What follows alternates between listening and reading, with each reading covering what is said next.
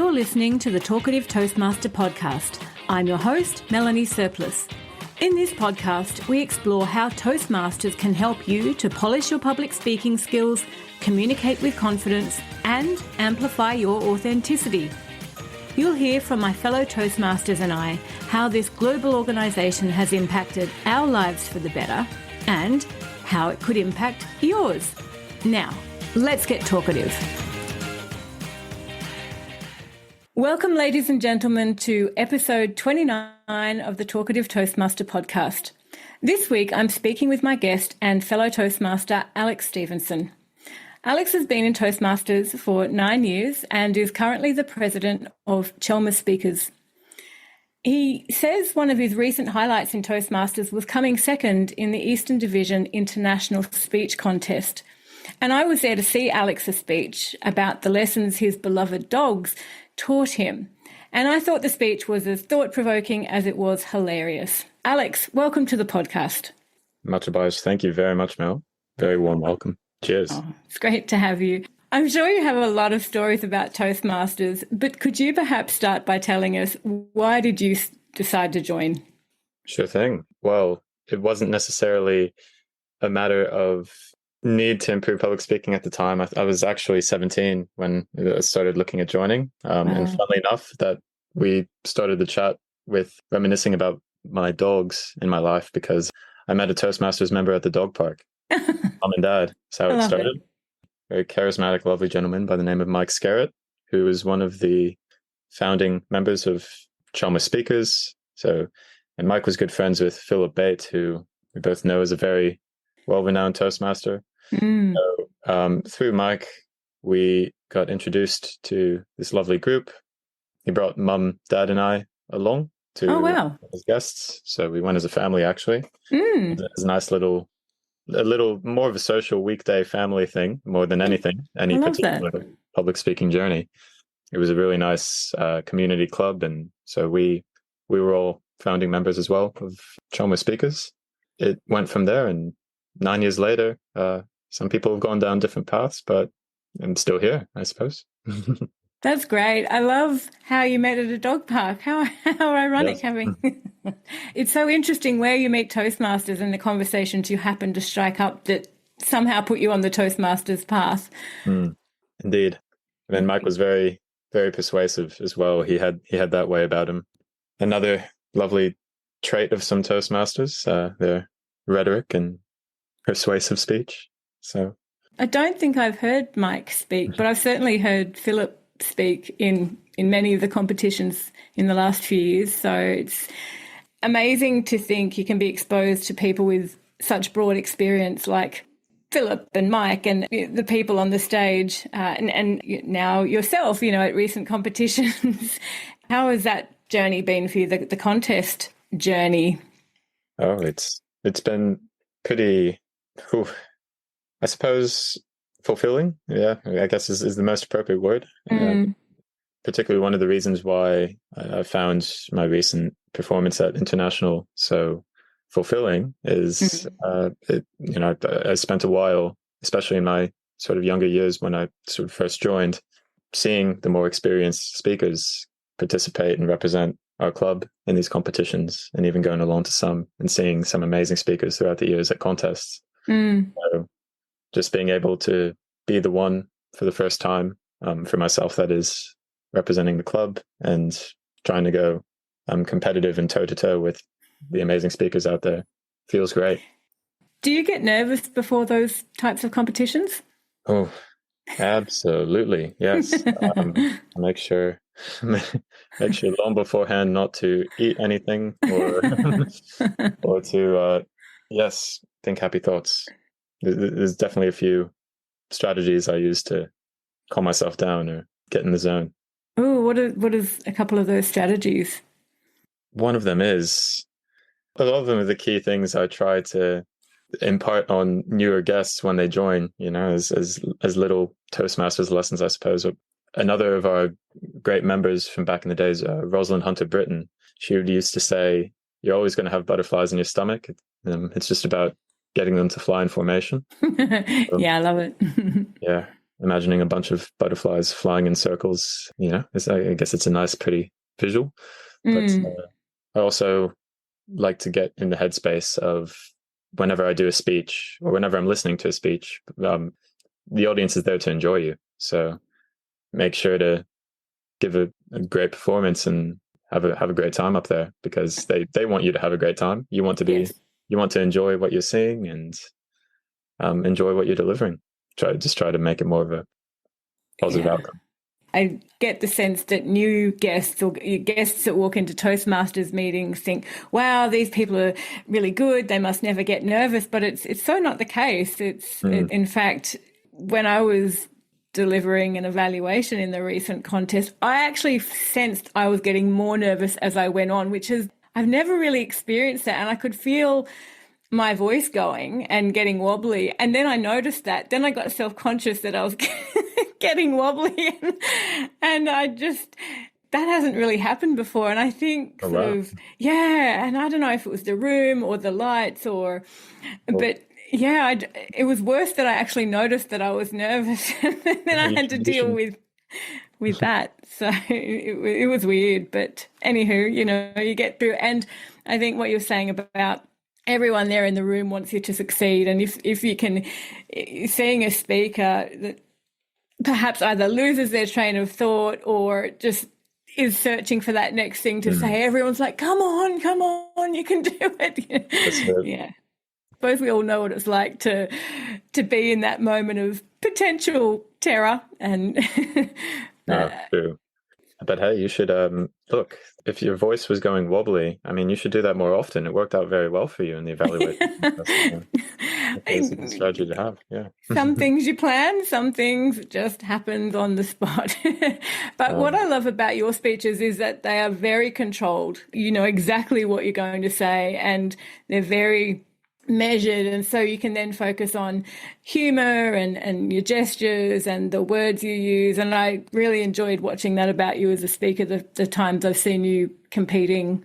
So yeah, it's like I need to get to that level of control. Oh no, thank you. I suppose so. Maybe it's not obvious, but sometimes in the same way that you are hearing yourself while you're up there and then trying to adjust, Sometimes I'm thinking, oh God, what's the word?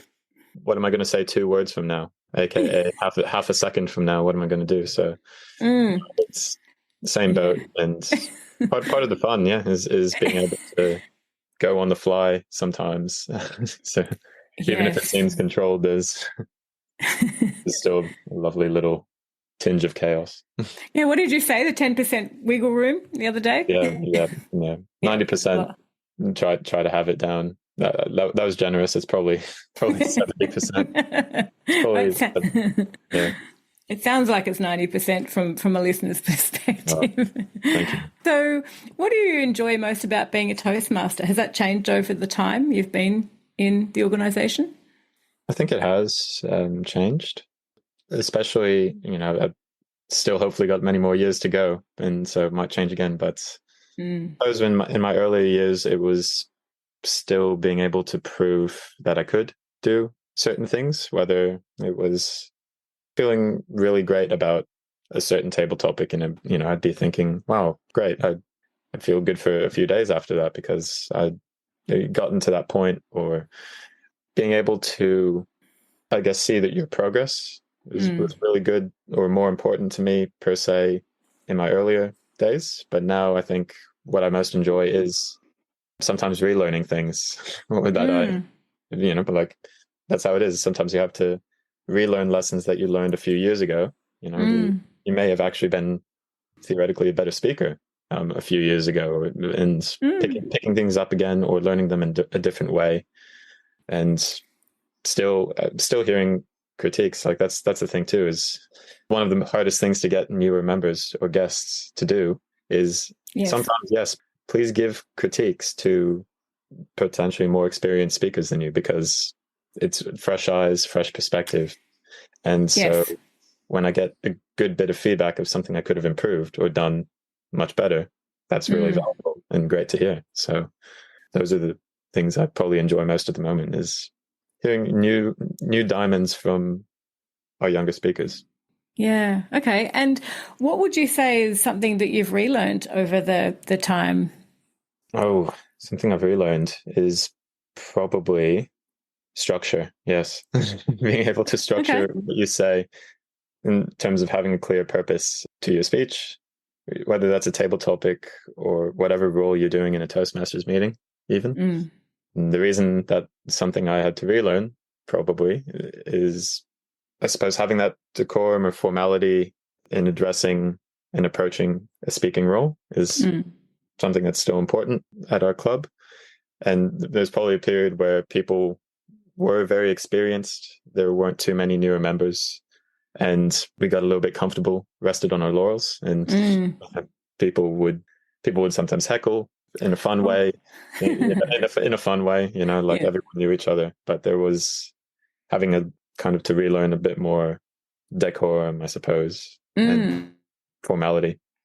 Interesting that you mentioned structure, because I think when I joined Leading Edge, there's quite a lot of actual professional speakers and speaking trainers and the like. They are very focused on structure, and not just the standard opening, body, conclusion, whack 3 main points in there, and they have quite a few different structures. So when you're exposed to different structures like that from excellent speakers, it just opens up a whole new world, I suppose. Okay, all right, got to relearn aspects of structuring speeches and different styles and storytelling, which is not really that standard. There's always an opening and a conclusion, but what you do in that middle can vary pretty dramatically. And it's been a bit eye-opening. Not just in that sense of, I suppose, formality to a speech or whatnot, but if you don't have structure, sometimes you can go way over time. You can have a nice little, you can have a fun little rant and ramble. Yeah, maybe 15 minutes later. Yeah, exactly. Lose the ability to hear yourself. The red light's been on. If they wanted to, they could have belched you. They could have beeped you 3 times. And sometimes that's the worst of it, when it's just you haven't kept to time. And whether that's at Toastmasters and sometimes in our professional lives, people take a lot of time to make a point. So, and that's not good. Myself guilty sometimes. Yeah, I think that just... same. But again, same. I'm hyper aware of that.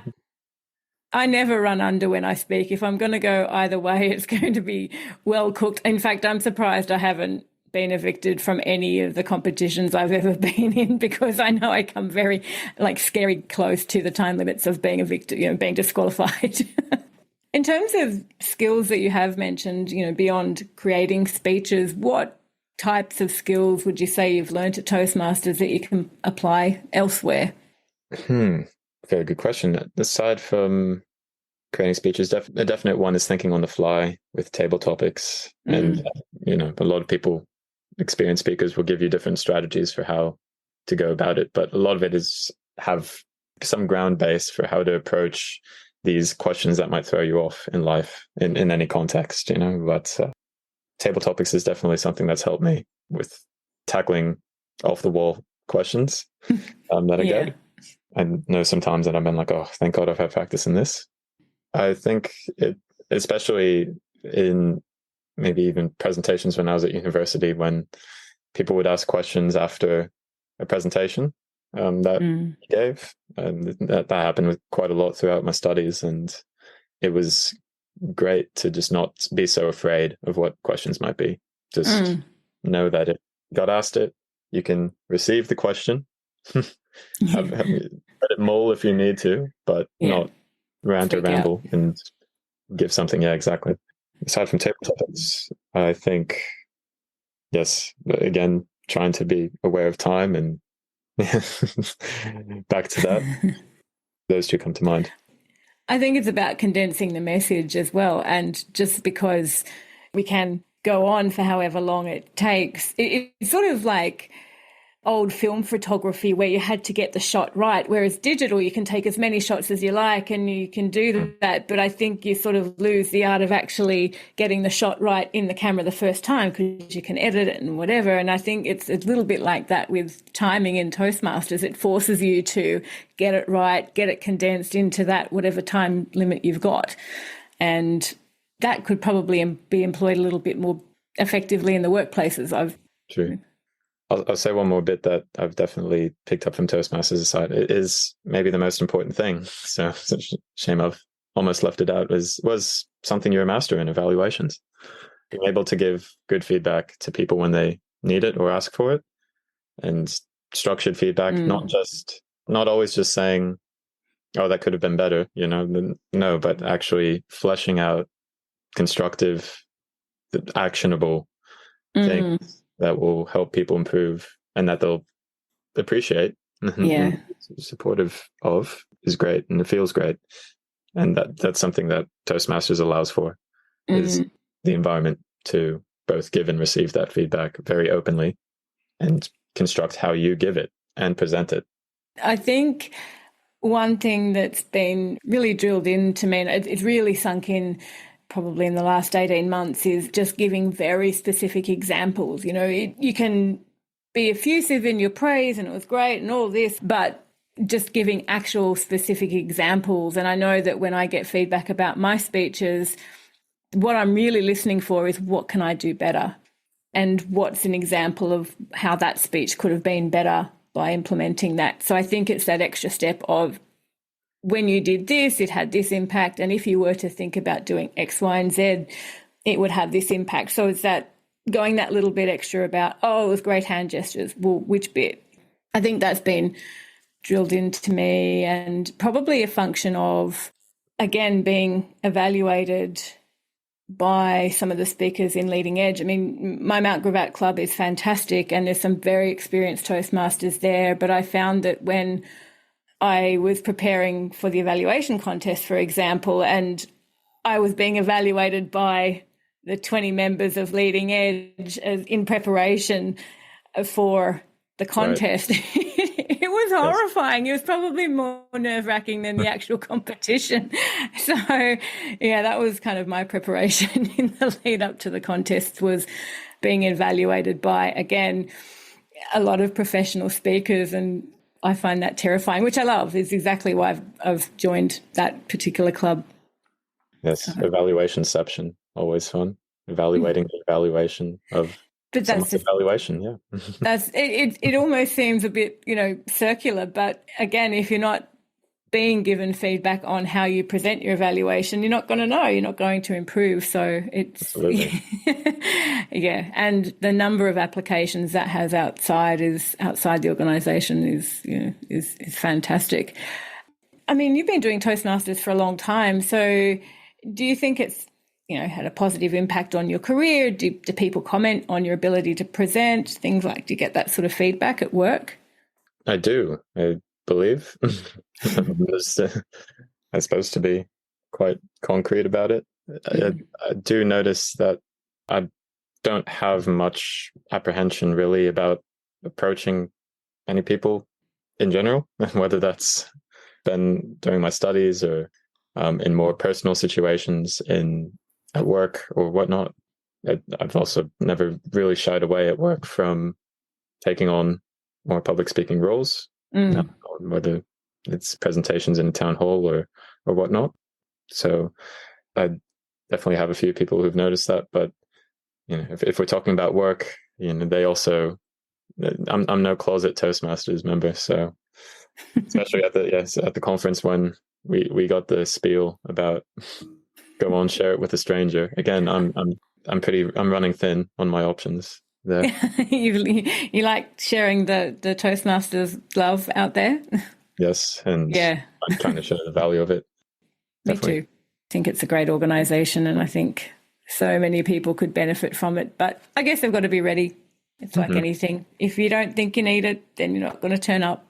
I guess on that note, what would you say to people out there who are interested or whose mentor may have mentioned Toastmasters to them, but they're like, no, I couldn't do that. I'd love to, but it's not for me. What would you say to them? So perhaps for those in the situation whose mentor have mentioned it or who may be on the fence, I would say, I'll say more towards those who are thinking of going and who may be already kind of semi-committed to going.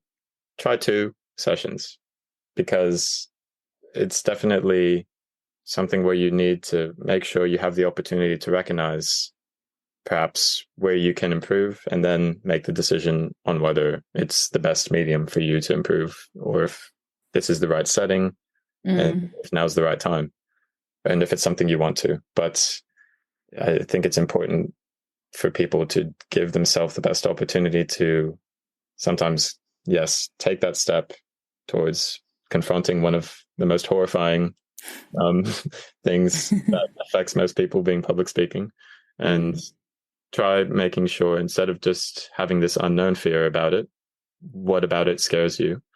Just put yourself in the deep end once or twice, see what that does for you, and go from there. And even if you don't join, you already took massive steps into trying to better understand yourself.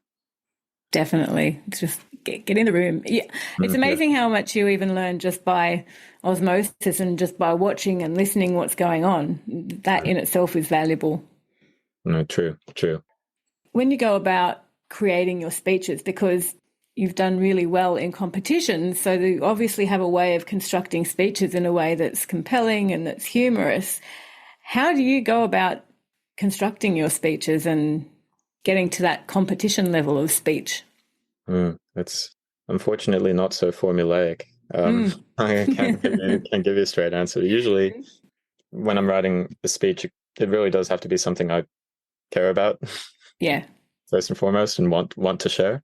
See the value in sharing, something that I can either create a story out of that I believe in, or that I can add things to, and add value to, and try to build something more out of it.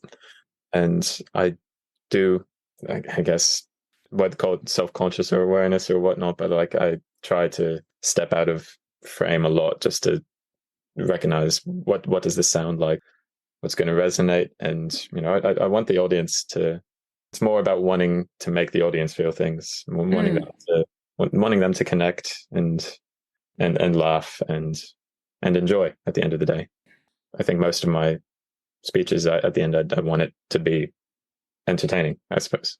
Yeah, it's well, I think when the crowd are being you can see that they're being entertained. It's enjoyable. Not only to enjoy that feeling, but I really enjoy providing it. So that's probably the motivator behind writing my speeches. But in terms of how they come to be, God, sometimes the speech will write it. Like, I don't know how to say other than sometimes it writes itself. I get it. Yeah. Some stories just appear, or they present, situations, and you can go, oh, okay, that's a speech. I can get a speech out of that. Yeah, exactly. What about yourself? How would you sometimes say you've approached your speeches? Probably quite similarly, in that I'll have an idea, and I look at the objectives. Sometimes I'll look at the objectives of the pathway speech I'm doing and go, okay, what topic would make this interesting or funny? Or again, probably like you, that some of them are random. Some of them I will try to think about stories that I like telling, and that you know how people have their stories, their known stories, and everyone that knows them knows that story about them. I can think of travel stories that I probably haven't done speeches about, but I could rattle off given the opportunity. So there's probably some that are baked there just waiting to be told. Others, and lately I've done a lot of impromptu speeches, because as the president of the club, I'm seeing the agenda going back and forth, and sometimes we'll need to fill a speaking slot. So I've been doing quite a lot of impromptu speeches, to the point where I haven't actually done a really solidly prepared speech for quite a while. And I'm thinking, I really want to write a speech, like sit down and really construct a speech with thought, as opposed to it's 5:00, my meeting's at 7:00, I'll do a speech. Right. And so I enjoy that mild terror of having to bash together a speech very quickly. But now I think I want to focus on the refining and that very controlled, measured delivery where you've considered all of the words and all of the gestures and all of the vocal variety and just really crafting it. So, yeah, what I do find, though, if I'm constructing speeches, I will often go for a walk and take my phone or my dictaphone and just talk it out. So I'll talk out the first draft. And because I have an idea of a structure, and whether that is, opening, 3 points, conclusion, or past, present, future, or I'll get a structure in my mind depending on the type of story it is. And then I will just literally talk out a speech and I'll transcribe it and then I'll start to edit it. So that's working quite well because I can talk a lot quicker than I can write. Mm-hmm. I did hear a tip once that if you have writer's block, or I guess speech writer's block, start with once upon a time, and that activates the storytelling part of your brain. And you don't have to keep the once upon a time, but it just almost gets your brain into that storytelling mode that we were conditioned, with as kids. So the land far, far away. Yes, exactly. And are your parents still in Toastmasters? Sore spot. They are not. Yeah, I've tried, but they've traveled a lot. So they live in England at the moment, actually. I'll be honest, they're southwest at the moment, so they're in Plymouth, but I haven't checked if they've got a club. They probably do. But yes, if you're willing to search, give it a quick one. But even though they have, when we've discussed it, definitely seen the value of the time there, getting them to go back is tricky. And as it is with a few members who've taken a hiatus from the club and getting back on, it may make sense, complete logical sense, enjoying the club, enjoying the people, but just getting back in the swing can be a challenge. Yeah, look, I get it. I started my Toastmasters journey about 35 years ago, I think, when I first went to a club with my mother, in fact. And I went in and out, and I've been back in the organisation for about 3 years. But I think now I just really enjoy it. I just can't imagine leaving it in the way I've woven in and out before. I sort of really enjoy it. And I think when you move into roles like club leadership or president or area level roles and things like that, it just gives you a different perspective as well. So how are you? Have you been president before? I have for Chelmer a couple times. Okay. I keep joking that it's on the verge of being supreme leader, but but yes, it's definitely have been, and you're right. It does give a different perspective. What motivates members of the club and what keeps them coming back. Yeah, I like having the visibility of being on the exec in whatever capacity, to have a say in like a real detailed say in the club and what goes on, and how members are travelling. And it's a volunteer organisation, but there is still that idea of how to make it better and how to improve it. And yeah, I like that aspect of it most of the time. Sometimes it's like, I wish someone else could do this. So are you going to be looking at roles either club level or area or otherwise? Indeed. I need to honestly get my head more around what some of the area or above roles mean, because I do like competing. I've kind of enjoyed it the past few years, and I want to be able to and not worry about. I know. So I know that just takes me, I guess, resolving my ignorance about some of it. Because I'm sure everything would be fine depending on what role I took, but. But I think there are some roles that you can't compete, like that rule you out of contention for the contest. So it's a trade-off, right? Indeed. Just get to have the enormous stress of organising them instead or whatnot. Yeah, exactly. With none of the trophies or I know.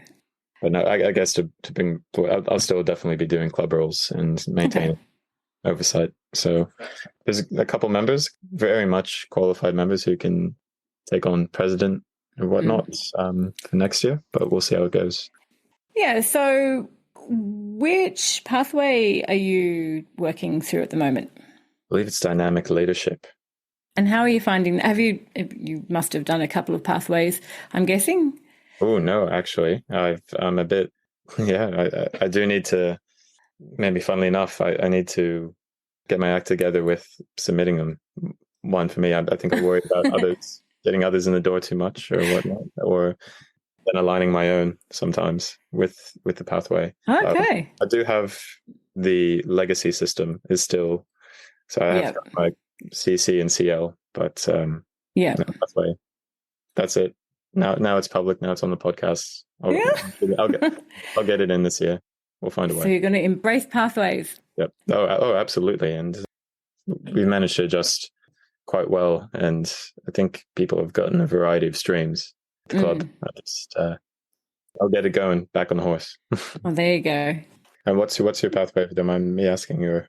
Yeah, I'm doing one pathway per club. So I'm doing, I think, presentation mastery for Mount Gravatt, and for leading edge, I'm working through motivational strategies.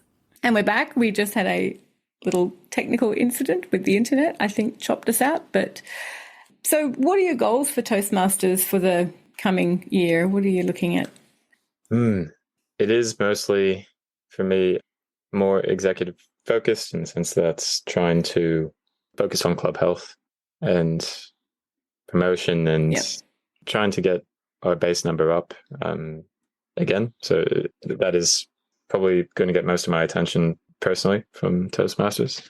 Yeah. I would like to also see how I can assist, particularly the area leadership or area director and even beyond the division director, with trying to go for some more different Toastmasters offerings. I guess what I mean by that is one thing we did in our area a while ago, which was a lot of fun, was the humorous debate. So that was a good time. It was just a completely separate event, which involved the clubs in the area. Everyone put a team together and was given a debate topic, and each club would take rounds putting in one of the speakers. And cool. So that was really fun back in the day. We're talking 4 or 5 years ago now for the club. So an example of something that's a little different, a little bit. And that was at an area level. That was an area level. Oh, cool. Yeah. And again, I keep going with the idea, but it's just about taking that initiative, the next step. It's the kind of idea where someone will go, that's great, you should organise it. Yes. But that sounds cool. I'd be up for that. I'll get a team together. If you organise it, I'll get a team together from Mount Gravatt. We're actually in clubs in the same area, which was a new development this financial year. Yes. And area is one thing. I suppose it would require all areas, but it also might be easier, even at division, to have, across 16 clubs or so, 4 will definitely join, and compete. Whereas perhaps that area, it also might be a little more challenging to get all clubs. Definitely. So is there anything else you would like to share before we wrap up? I think one of the things I'd like to share, maybe leading on from the point of various Toastmasters events like the humorous debate or whatnot, is I guess if you remember, try to look for ways to go against the grain sometimes or spice up your Toastmasters journey. Or if you're helping run a club, how can you add maybe a new segment or switch up things to enrich the Toastmasters journey of your members? The reason I say this is whether it's a debate, that adds a whole nother dimension of ways that people can improve their public speaking and their skills. We've talked during this chat about being able to think impromptu with table topics, or having the value of being able to structure and dissect and pull apart a speech and give critique. But there's an array of different mediums of speech that I don't even think perhaps no club has been able to tap into, about how it can all improve our communication and public speaking. So don't be afraid to think outside the box as well. Well, I look forward to hearing about an upcoming debate in the area or the division next year. I'd be terrified if we're on opposite teams. So yes. Alex, it's been a pleasure speaking with you about your Toastmasters journey, and I'm definitely looking forward to seeing what magic you can create in your speeches next year. It's always interesting to see you speak and entertaining for sure. So I wish you all the best for your coming year in Toastmasters. Very sweet, Mel. Likewise. Can't wait to see what happens, and all the best at district. Thank you. Yes, I need to get a bit more practice in, I think, in front of bigger crowds. I'm not quite sure how that's going to happen, but see what I can do. So yeah, look, thanks again, and I'll chat to you soon. If you're ready to unlock your potential, consider joining a Toastmasters club near you. Check out the Find a Club link on the Toastmasters International website at www.toastmasters.org. It's worth visiting a couple of different clubs as a guest to see which club best suits you. If you do take the leap and visit a meeting, I would absolutely love to hear your experience. Feel free to message me at talkativetoastmaster@gmail.com or tag me in the comments if you found this podcast on YouTube, Facebook, Instagram, or Twitter.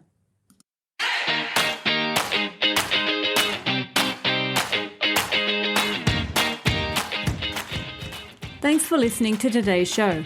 Head to talkativetoastmaster.com where you'll find the show notes for this and all other episodes, as well as links to some awesome Toastmasters resources. If you found value in today's content, I'd really appreciate if you could share it with friends and colleagues who may be interested, or leave a review on iTunes. This helps more people to find us. Until next time, remember the words of Rave Robinson. The best speeches come from the heart and reflect your passion. Speak as if your life depended on it. Have a great week.